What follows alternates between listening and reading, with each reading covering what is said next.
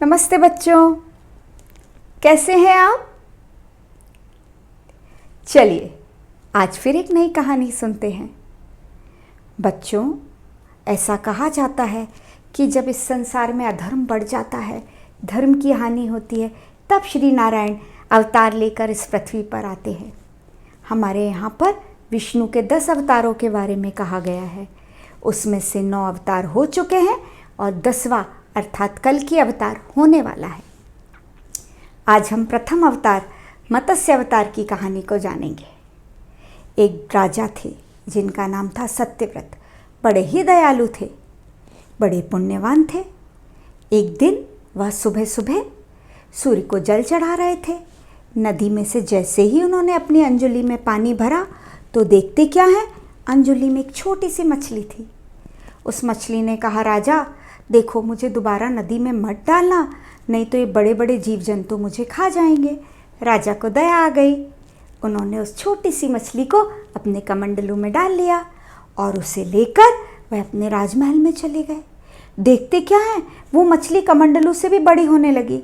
उन्हें लगा इसे यहाँ तकलीफ़ होगी, इसलिए उन्होंने उसे थोड़े बड़े बर्तन में डाल दिया। उसका आकार वहाँ भी बढ़ने लगा। तब सत्यव्रत ने उसे कुएं में डाला, कुएं से तालाब में डाला, तालाब से नदी में डाला, नदी में भी उसका आकार बहुत बड़ा हो गया। तब सत्यव्रत ने उसे समुद्र में डाला। देखते क्या है, वो समुद्र में और बड़ी होती जा रही है और बहुत सारी जगह उसने घेर ली। तब सत्यव्रत हाथ जोड़ के खड़े हो गए और कहने लगे, ये तो कोई साधारण घटना नहीं है। क्या आप श्री हरि हो? आप विष्णु हो? वैसे ही विष्णु उसके सामने प्रकट हो गए। उन्होंने अपना चतुर्भुज रूप सत्यव्रत को दिखाया और सत्यव्रत से कहा, सत्यव्रत ध्यान से सुनो, आज के 7 दिन बाद प्रलय आने वाली है। देखो, जब प्रलय आएगी तो मैं एक नौका को तुम्हारे पास भेज दूंगा। तुम ऐसा करना, उस नौका में सारे अनाजों के बीज, सारी औषधियों के बीज, सारे पशु पक्षियों को लेकर और साथ में सप्त ऋषियों को लेकर बैठ जाना। पर याद रखना, वासुकी नाग को मत भूलना, क्योंकि जब प्रलय होगा और तुम्हारी नाव डगमगाएगी तब मैं ये मत्स्य रूप रखकर ही वहाँ आ जाऊँगा। तब तुम वासुकी नाग को रस्सी के रूप में उपयोग कर लेना। ऐसा ही हुआ। 7 दिन बाद बारिश तेज आई, चारों तरफ पृथ्वी जलमग्न हो गई। तब देखा कि एक नाव सत्यव्रत की तरफ आ रही थी। सत्यव्रत ने जल्दी से जैसा श्री हरि ने कहा था वैसा ही किया।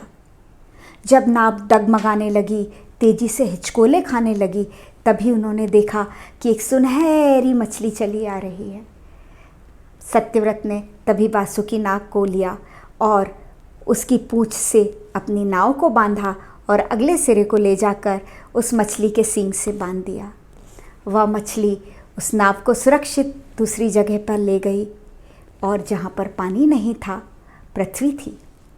फिर से नए युग की शुरुआत हुई और इस सत्यव्रत राजा को हम बेवस्वत मनु के रूप में जानते हैं। ये थी मत्स्य अवतार की कहानी। अगली और कहानी के साथ फिर आपसे मिलूंगी। तब तक के लिए नमस्ते। खुश रहिए, प्रसन्न रहिए और आगे की कहानियों को जानने के लिए मेरे चैनल को सब्सक्राइब कीजिए।